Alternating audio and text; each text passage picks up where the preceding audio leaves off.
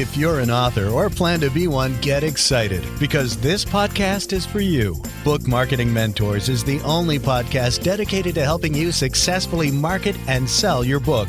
If you're ready for empowering conversations with successful marketing mavens, then grab a coffee or tea and listen in to your host, international best-selling author Susan Friedmann.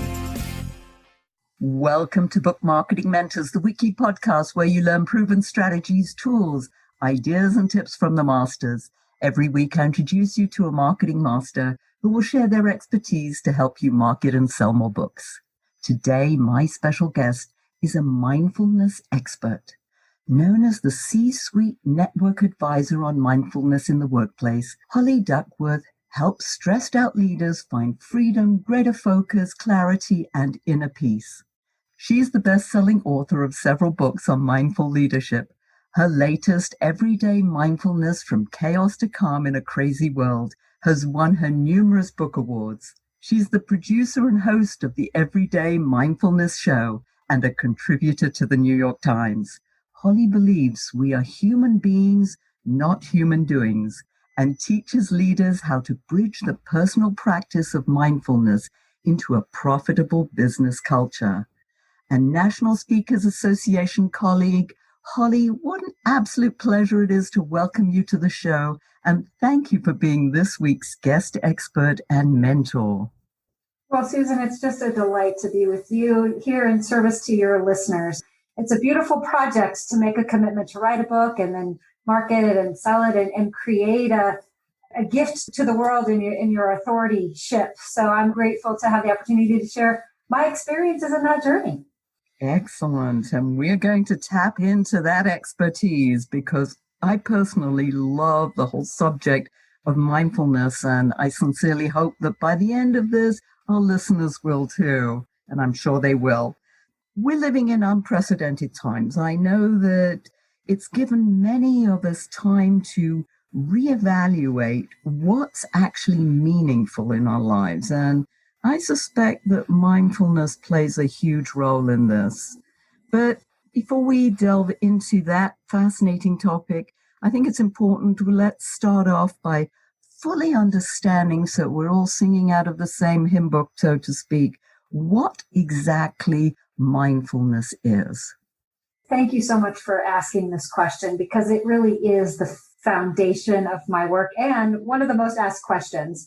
Mindfulness is the practice of being present in the moment without judgment. And that's the most commonly used definition, which was coined by a man named Jon Kabat-Zinn, who founded the Mindfulness-Based Stress Reduction Institute. And here, that's part of why there's a little bit of interesting energy around mindfulness is people don't often know what it is, what it isn't, and, do I have to be religious or do I have to be spiritual to be mindful? And in today's mindfulness goes mainstream movement, we've really removed all of that spiritual thing to make mindfulness a secular practice that can be used by the military, police officers, CEOs, experts, and certainly your own authors.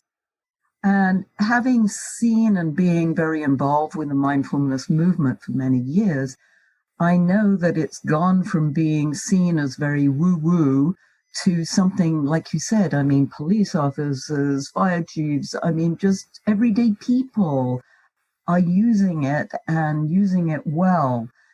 How do we actually start becoming mindful? Where do we start? I think there's a great alignment in where you start to become mindful and where you start to become an author. And, for many of us, it starts in that place of curiosity and discovery. What would be possible if I were more calm, if I were more present to the work that I do? Just like as an author, we step up and we go, what would it be like if I suddenly had a book with my name on the cover? A place of curiosity and discovery is a really great place to start in a mindfulness practice. In the book that you referenced in my bio, Everyday Mindfulness from Chaos to Calm in a Crazy World, it's a daily reader. It's a daily inspiration and an invitation to come back to that place of center. Most of my coaching clients and the executives that I work with start in that place of mindfulness of how do I want to be in the doing. And like you said, it's kind of an unprecedented time. We have this reboot opportunity to say, you know what, when I used to go to work, I was stressed and I was overwhelmed and I was exhausted. What if I flipped the script on that and I became more present, more aware? I let go of the stress. And, it's kind of interesting because our brains are hardwired for either regrets of the past or concerns of the future. And somebody who's mindful practices in each moment coming back to this present moment. So when we feel ourselves getting a little stressed or overwhelmed, it's a practice. It's not a perfect. So I really think that practice of each day being in curiosity and discovery, how do I want to be in the doing, is a great place to embark upon your own personal mindfulness journey. When we do that, is there a time that we set aside to do this, especially in the beginning? Because obviously it's a practice, and just like playing the piano, you just don't sit down and play, for release or something. You start off with the scales. So what are the scales here to start this practice and exercise that mindful muscle? I think. Oh my gosh, Susan, that is such a great metaphor. I've never heard it explained that way before. And that's so great. That's part of the education around mindfulness. And so I'm so glad we started with just the word itself. There's two ways to look at mindfulness. And there actually is a formal practice called mindfulness meditation. That's kind of what you would think of as a more traditional kind of sit in a chair, or sit in the lotus position, be on a yoga mat and spend, a minute to 20 minutes or, a minute to an hour, whatever fits for you, in a sitting, mindful, present, breathing experience. Then there's what I tend to focus on, which I call applied mindfulness, which are smaller, shorter practices that leaders, experts, authors, business owners can do to infuse mindfulness throughout their day. And that's one of the things I think that people need to break through the barrier on, is you can't do mindfulness wrong. That if your choice is, hey, I want to try this. I listened to Susan's show and I'm going to do 5 minutes at my desk before I start my writing process. Do it for 7 days and see if it strengthens your heart and your mind for your expression. But if that feels a little not so good for you, then maybe try an applied mindfulness practice, which might be something like, I use this one a lot, and it was before washing hands was a thing. Just utilize a daily habit and tie a mindful practice to it. So I'll use that example of washing your hands, that you make a commitment for a week or a couple days. Every time I go to wash my hands, I'm going to be fully present in that experience. I'm going to bring my brain down into my heart, and I'm going to feel the water on my hands. I'm not going to think about the kids screaming or the deadlines or the work or the car or whatever. I'm going to be fully present in that moment. And the more you do those applied mindfulness practices, like the intention setting we started out with, every day I'm going to set an intention. Those little things can add up to great mindful results as well. I say there's 7 practices to be a mindful leader, and we'll certainly share some of them on the show, and then I'll make sure that you have my website so people can download all 7 of them. That's a good place to start. Let's start with a few of those practices.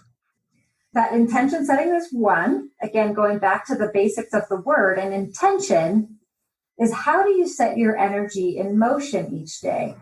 So many of us, I say, we're mindful, meaning MIND space FULL. Our minds are very full of stuff, versus mindful, one word, being fully present in the moment. And one way to do that is set your intention. How am I going to be in the doing?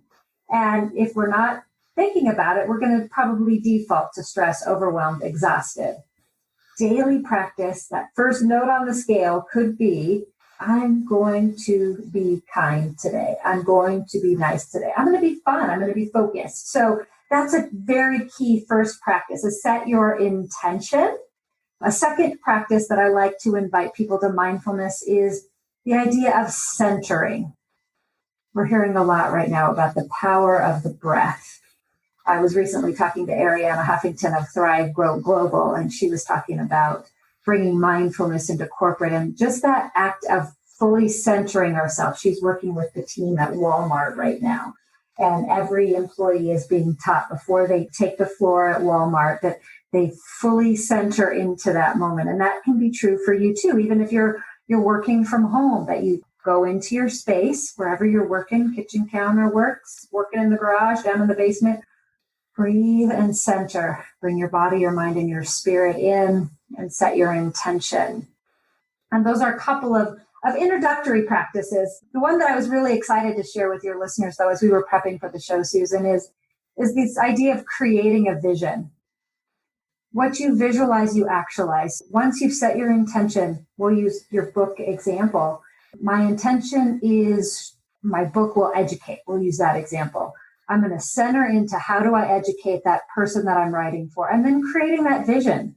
What does it look like? What does it feel like? What does it sound like to move your book easily and effortlessly through the writing and the editing and the cover design and that process? This is one way that I have personally used mindfulness to write, especially my last two books. Everyday Mindfulness from Chaos to Calm in a Crazy World. I wrote, designed, edited, and made a #1 new release on Amazon in 77 days. And my book that I wrote just after that is called Sell More, Stress Less, 52 Tips to Become a Mindful Sales Professional. It was my first co-authored book. We wrote, designed, edited, and made that a #1 new release in 3 categories on Amazon in 36 days. We talked about wanting practical things. And I think giving your book a birth date and doing the centering and the intention setting, okay, when does my book need to come out? When does it serve the world? And letting that date become part of your vision. What you visualize, you actualize. The more we practice mindfulness, setting the intention, centering, and creating that vision, the more we get to share our work in the world as powerful authors and authorities. So visualization is so incredibly powerful. I hope listeners that you start practicing that, because yes, visualize yourself as this successful authority, this author that's taken a subject and really brought it out into the world so that people out there who need what you have to offer can actually take advantage of your expertise. Yes, I love that, the whole idea of visualization. Yes. Susan, in that spirit of mindfulness in questions, I'd love to give your listeners a tool for that. And vision is often that thing we think of as a vision board out there. I love you brought in that word visualization, because visualization is taking that image and pulling it into the now moment.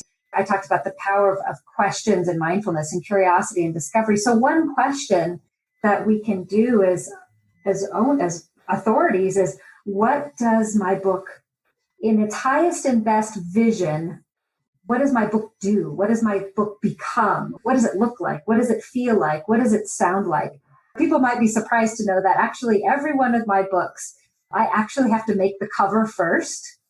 Then I can put it in my hands and I can feel it like a little book baby being born. Now, I can tell you that virtually none of those books have ended up with that actual cover as their final cover, but the process of visualizing it, feeling it, being with it in the creative process has helped me to move these books through the process so quickly. That's brilliant. I love that. I absolutely love that. And I remember visualizing my first book in the bookstore, and this was way back in, when was this? In the early 90s, I think. It's so long ago. Any event, I visualized it in the bookstore. And when it did come out and I went into a Borders bookstore, which, as we know, doesn't exist anymore, and I saw it on the shelf, I mean, my heart just exploded.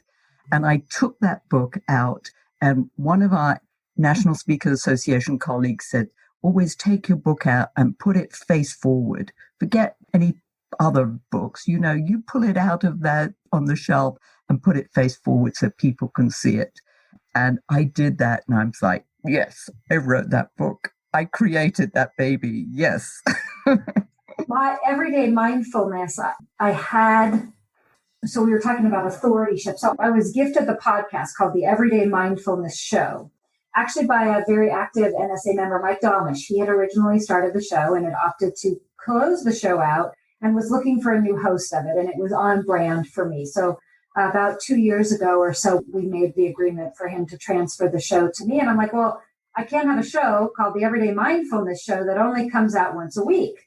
That precipitated the book, the Everyday Mindfulness book. And I actually had to go and ask the librarians and the bookstore salespeople, where would this book go on the shelves? And I had to sit in that area of the bookstore and just like, again, centering and set my intention and breathe into what could be possible there at the beginning of that sales process to step into this role, not only as now a podcast host and an author, but truly the leader of the mindfulness movement for CEOs and executives. So some of these things might sound funny, and I know you probably interviewed a lot of folks who've done it, but I hope that my story, and certainly your stories too, Susan, of like, just do it, because it makes such a difference to be fully present in each moment of your unfoldment and your book's birthing. What comes to mind, Holly, as you say that, and I think about my experience and, my history, and I don't know fully yours, but the whole idea of fears. There are fears that come up. Well, I've written this and I feel I should be the expert in this area. And then I've got this head trash going on. Well, do I really deserve it? And what shall I do? And how will people think and judge me and all the nonsense? Where does mindfulness play a role in this? I'm so grateful for this question because, as you said, we haven't had a chance to get to know each other very well. And it's not a private thing, but not a super public thing. I actually grew up in a double-wide trailer park, as I joke, with all rights, responsibilities, and privileges thereof. I'm a first-generation high school graduate, first-generation college graduate. Let's just say it wasn't one of those things where I woke up and one day said, I'm going to be the expert of a global movement in mindfulness. It's been a process of visualizing and actualizing and doing this work of meditating. And one of the processes that I use a lot to move through fear is the process of affirmation.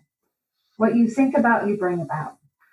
And it's really easy, especially in these uncertain times, to stand next to the virtual watercolor and get in the, I'm not enough, this book won't help people, this, blah, blah, blah, blah, blah. And so I always have an affirmation that I use, and I'll put it on a Post-it note in my mirror or have it next to my desk. And it's that short, positive, present tense statement of what I want to have happen in this now moment.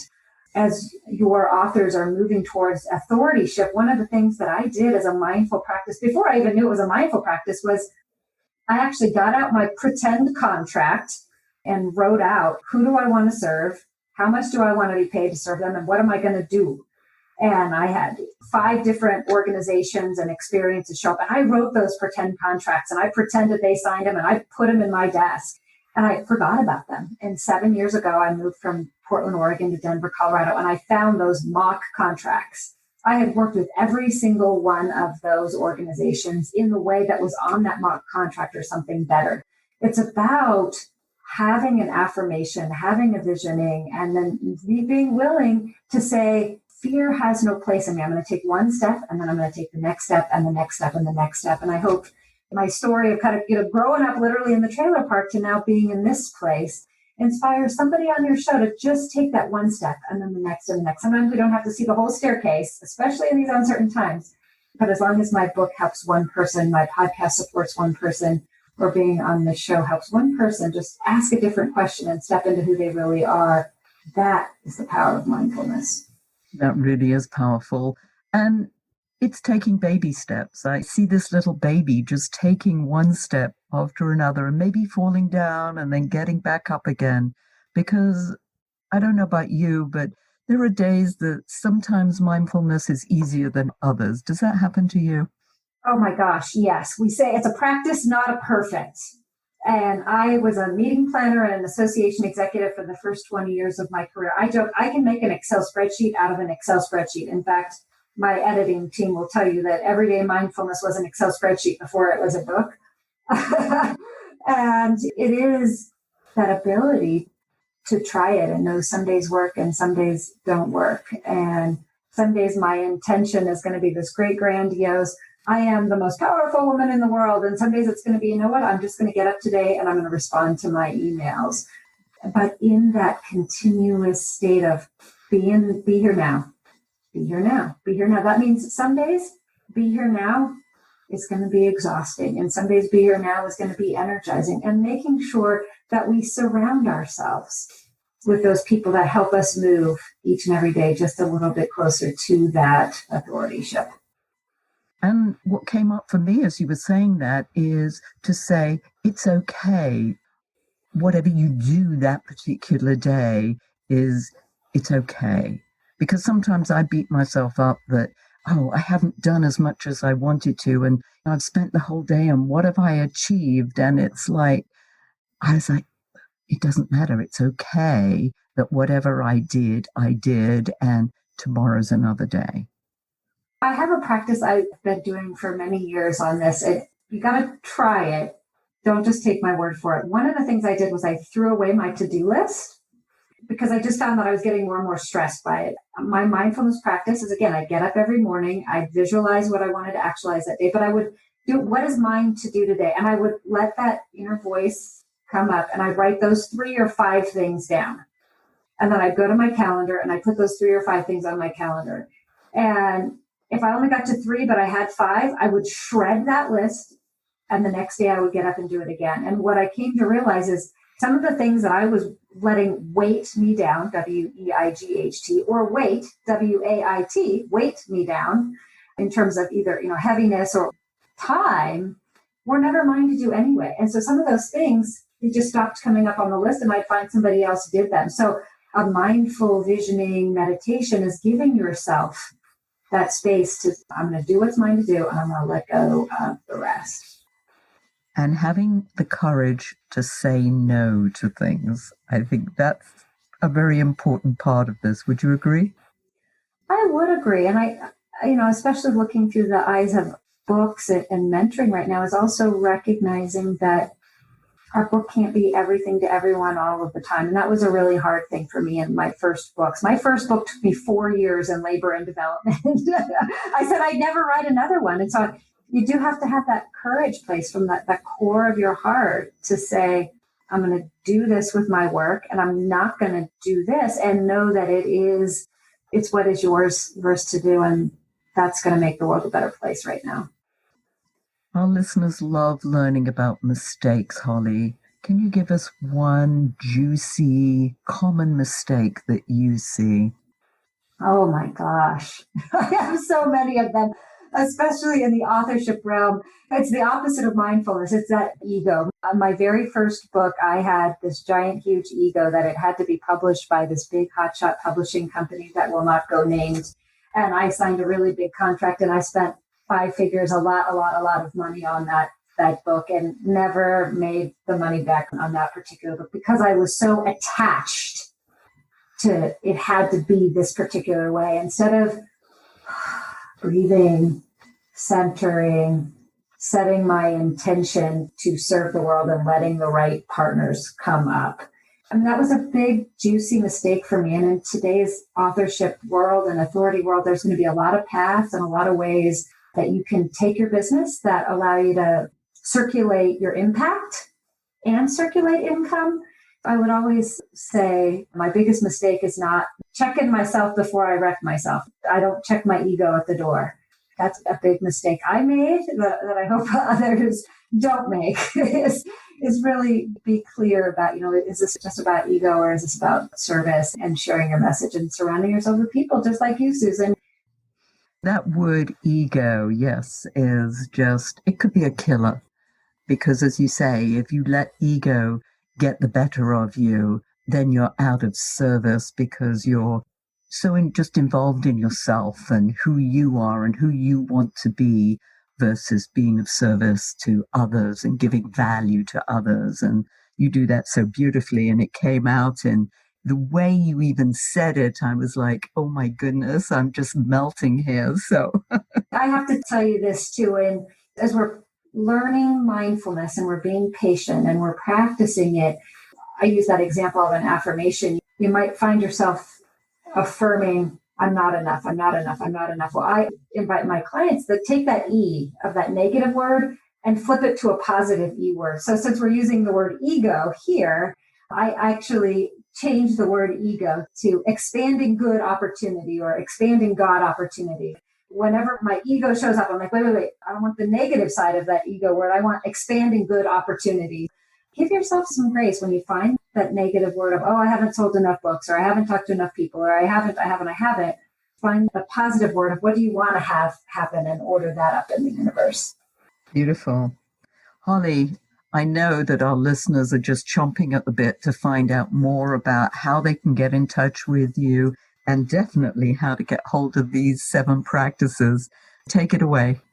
The easiest way to find me, I'm out on all the social media. Holly Duckworth, HOLLYDUCKWORTH.com is my personal website. There you can find my store with all of the books that are available, as well as the 7 practices to be a mindful leader. It's a complimentary digital download. We covered 4 of them today, but there's a few more out there, and we'd be happy to share that as a free download on hollyduckworth.com. Excellent. And yes, even though we covered 4, we need to be reminded over and over again. Holly, if you were to leave our listeners with a golden nugget, that one key takeaway, what would that be? What's coming up for me right now is self-care isn't selfish. But this is a really good time as an author, authority, and an expert to be mindful and take a little time to take care of yourself first so that nourishment can come through the wisdom that you share in your books and your blogs and your podcasts and the work that you're uniquely called to do. I would say self first isn't selfish. Invite yourself to a mindfulness practice that brings you back to the present moment so that you remember mindfulness matters and so do you. Oh, thank you. Wow. This has been unbelievable. Listeners, I hope you took everything in and you'll listen to this over and over again because there was just so much information. Holly, you've been amazing. Thank you for sharing your wisdom so generously. And thank you all for taking time out of your precious day to listen to this interview. And I sincerely hope that it sparked some ideas you can use to sell more books. Here's wishing you much book marketing success. The time is now to take action and finally build your book-selling empire. And the great news is that Susan is here to help you. Visit bookmarketingmentors.com and sign up for a free 15-minute book marketing strategy session with Susan. She'll help you discover your first steps to marketing and selling your book. Only those who take action are rewarded, so visit bookmarketingmentors.com, and we'll see you again next week.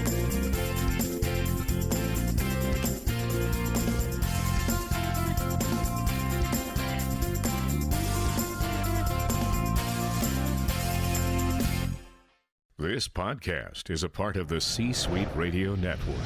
For more top business podcasts, visit c-suiteradio.com.